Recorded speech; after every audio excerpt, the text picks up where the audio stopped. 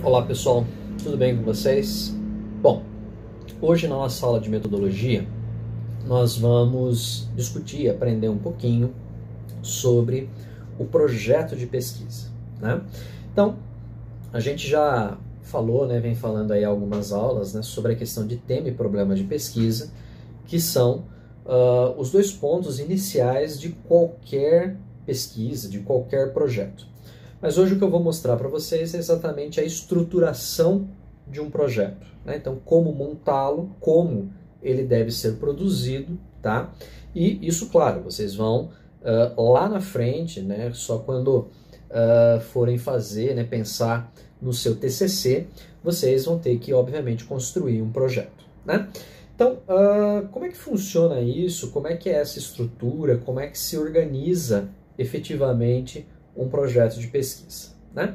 Então é o seguinte, quando um pesquisador, né, qualquer pessoa que seja, em qualquer área que seja, pretende, por exemplo, fazer, né, uma pesquisa, a primeira coisa que ele precisa construir é o projeto. Quer dizer, ele tem que demonstrar quais são as intenções dele para aquela pesquisa. Então, o que ele quer pesquisar, que área, né? Então, vamos supor, né, pensando agora aí essa questão do coronavírus, por exemplo, por que é tão difícil aí a elaboração de uma vacina, né, ou o teste de um remédio? Exatamente porque precisam se definir passos, metodologias que vão levar o sujeito, né, que vão demonstrar ao sujeito que faz, né, a pesquisa, ou que, né, pretende fazer a pesquisa, para garantir que aquilo, né, que está sendo pesquisado tem um resultado que seja confiável. A gente já falou um pouco disso, né, lá atrás, dentro do aspecto, né, de metodologias dentro do direito, não é? Pois bem, então vamos fazer um outro paralelo, né, uma outra comparação, só para ficar um pouquinho mais claro, né? Quando alguém quer construir uma casa, né, o primeiro passo, efetivamente, que ele vai dar é o projeto, né? Ninguém fala assim, eu vou construir uma casa, então, eu vou comprar 10 mil tijolos, eu vou comprar, sei lá, quanto de madeira, de cimento e tal, e aí depois o pedreiro vai construindo aí a esmo, né? O que vai acontecer? Provavelmente de um determinado material vai faltar, de outro material vai sobrar, o pedreiro vai construir de um jeito, você chega lá e fala, não, mas eu não queria assim, eu queria de outro. Então, quer dizer, isso seria algo completamente sem rumo, desnorteado, né? O projeto de pesquisa serve exatamente para isso, né? É ele que vai dar as direções que serão seguidas, né? O que se tentará seguir para chegar a um determinado resultado. Então, na graduação, por exemplo, quando você vai antes de fazer, né, propriamente o seu trabalho de curso, né, o seu TC, você vai ter que elaborar um projeto. Então, indicando o orientador, indicando o que você pretende estudar, né?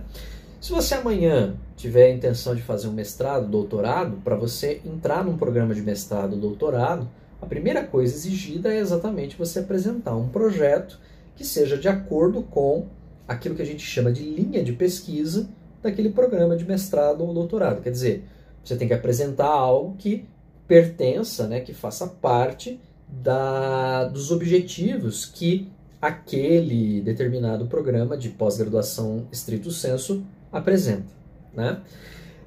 Se você quiser, amanhã, vamos supor que você vai ser um pesquisador dentro de uma agência aí como o CNPq, a CAPES, né, FAPESP, ou mesmo de empresas privadas, né, que também existe. Para você tentar um financiamento de pesquisa, por exemplo, você precisa apresentar um projeto, né? Hoje mesmo, aí, um cientista que esteja estudando, por exemplo, fazendo uma análise para uma vacina, né, em relação ao coronavírus, ele tem que apresentar um projeto para indicar, então falar, olha, eu vou precisar de tanto, né, sei lá, 10 milhões para poder conduzir aqui o projeto para tentar encontrar essa vacina, né? Então, prevendo equipamentos, todas essas coisas, né? Na área do direito, claro, esse aspecto de equipamentos e tal, isso, né, não é tão comum. Acredito que raríssimas pesquisas exijam algo nesse sentido, dando o direito, mas, sei lá, você pode pensar, por exemplo, a necessidade de compra de material bibliográfico, compra de folha, né, para fazer perdão, entrevistas, né, coisas nesse sentido. Tá? Então, o projeto ele é algo fundamental. Né? O que se tem essencialmente dentro de um projeto de pesquisa? Né? Então, claro, ele é construído dentro das normas da BNT, então tem capa, contracapa, né? Toda aquelas coisas, mas em termos de conteúdo, o projeto apresenta alguns pontos. Eu vou elencá-los aqui para vocês, eu vou disponibilizar para vocês, né, dentro do Class um modelinho de projeto de pesquisa, né? Então como construí-lo em forma de tópicos, que fica mais fácil num primeiro momento para vocês perceberem, e eu também vou disponibilizar para vocês o meu projeto que eu apresentei para o mestrado, tá? Então só para vocês terem uma ideia mais ou menos de como é, então eu fiz umas marcações nele para vocês perceberem, né, como fica o projeto ao final, e isto, né, efetivamente todo marcadinho ali com esses passos que eu vou mostrar para vocês, tá? Então só realmente a título de exemplo, né? Então, o primeiro ponto, né, o primeiro grande ponto dentro de... deixa eu falar primeiro os pontos, daí a gente explica.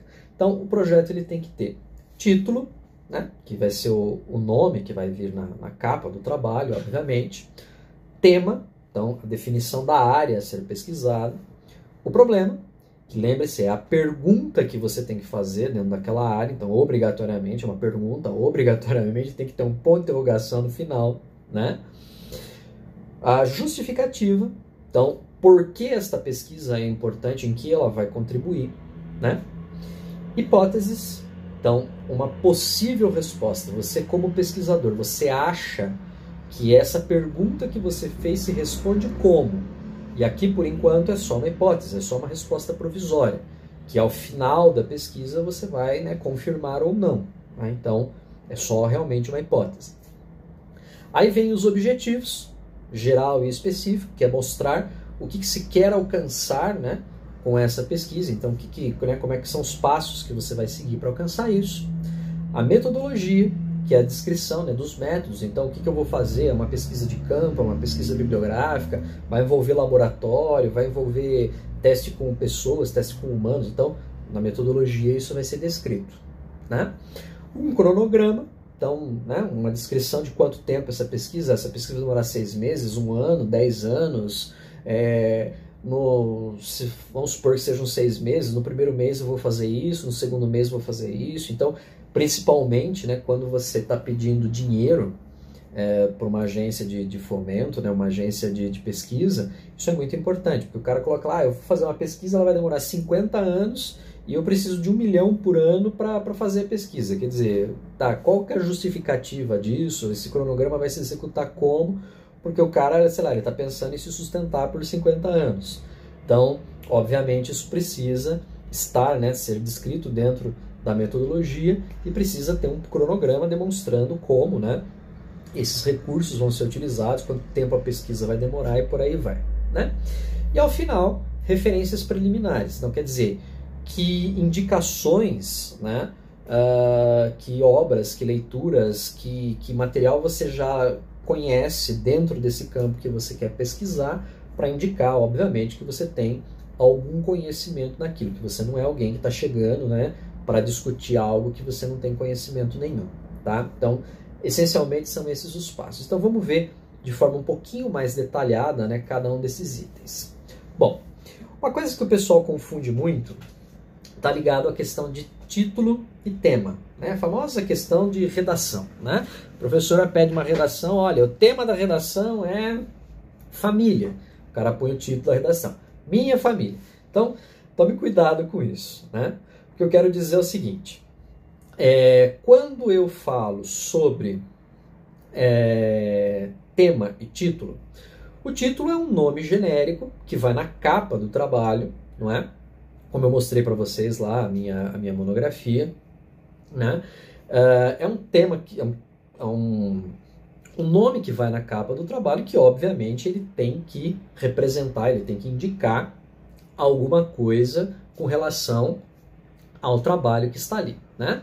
Então, normalmente, quando a gente faz o projeto de pesquisa, o tema e o título, eles são muito parecidos. Então vocês vão ver que muitos projetos você tem um título com às vezes 3, 4 linhas.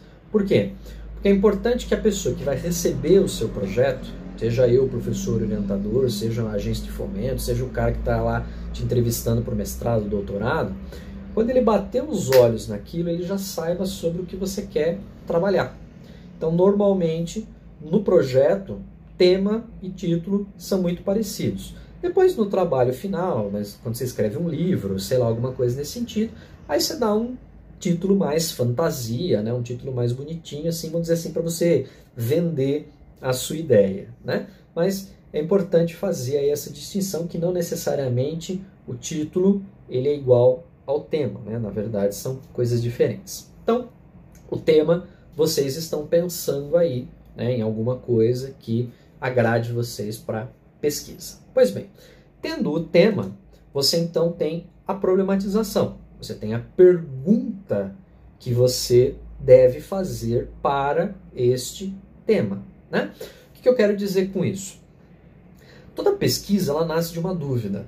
Toda pesquisa ela nasce de uma inquietação.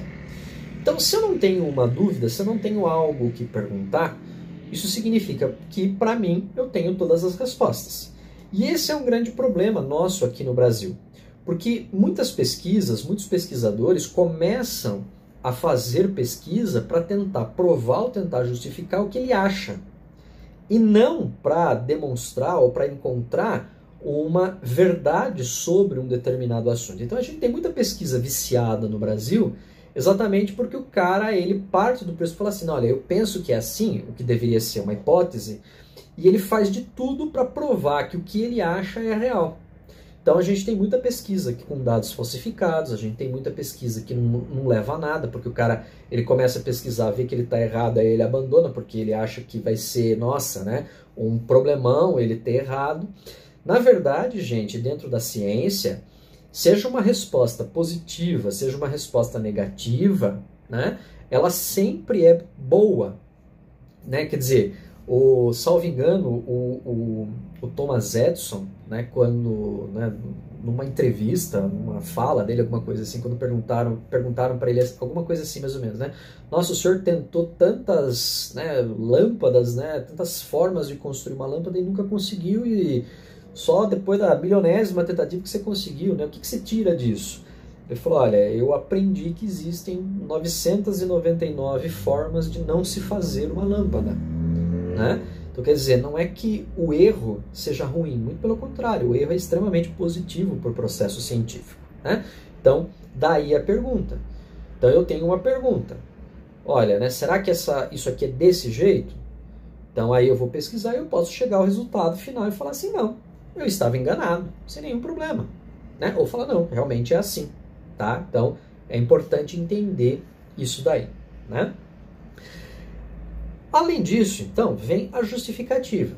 Então, você, obviamente, precisa mostrar para o seu leitor, né, para o seu orientador, para a agência, né, de fomento de pesquisa que você está apresentando o seu projeto, por que essa pesquisa é importante, né? Então, você precisa dar uma justificativa. Imagine um sujeito que vai fazer uma pesquisa, sei lá, na área de engenharia, e ele depois lá na metodologia ele vai descrever, ele vai pedir, ele vai falar, olha, eu preciso de 10 milhões para fazer essa pesquisa.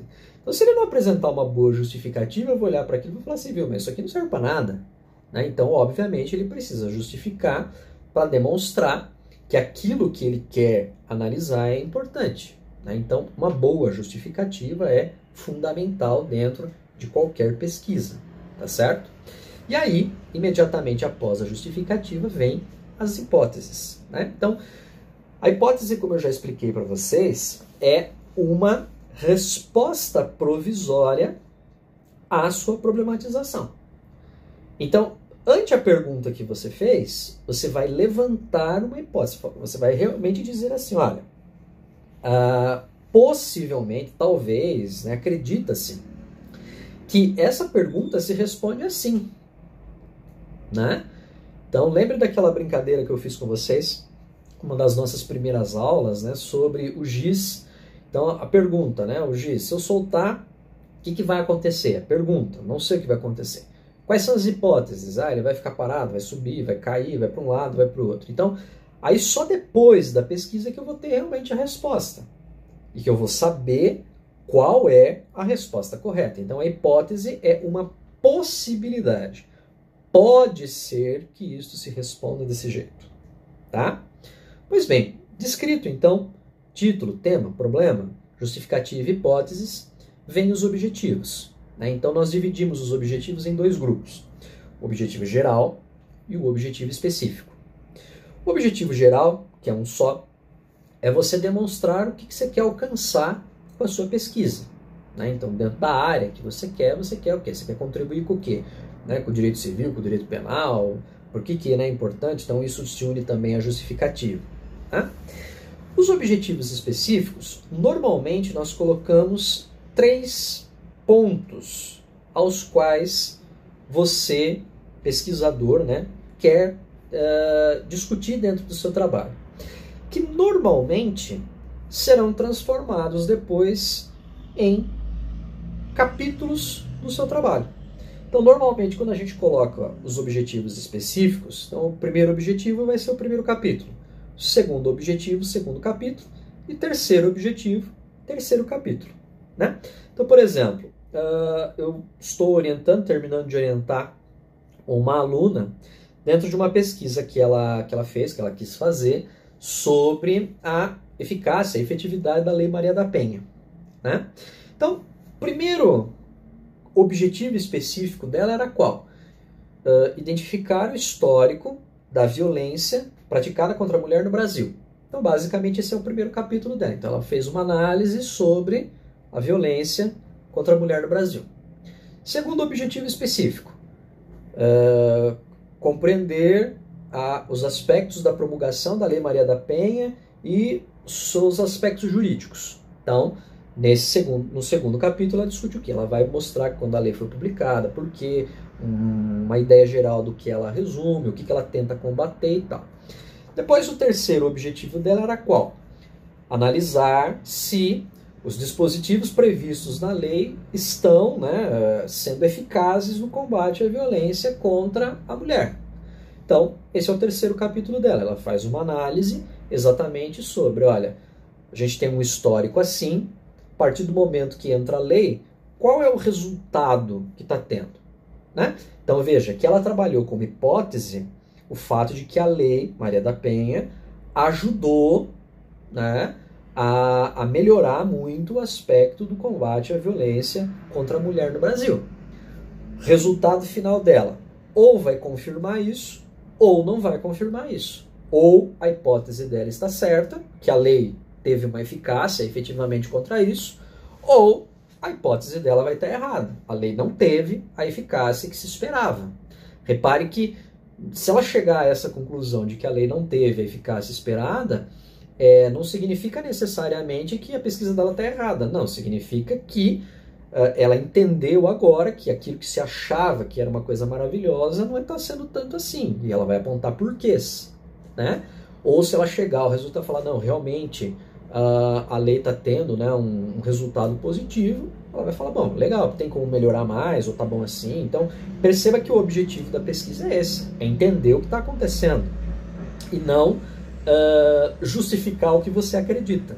Né? Quem quer justificar o que acredita usa Facebook, usa o WhatsApp, né, para espalhar fake news. Se você quer fazer pesquisa, é para você descobrir o que é que está realmente acontecendo.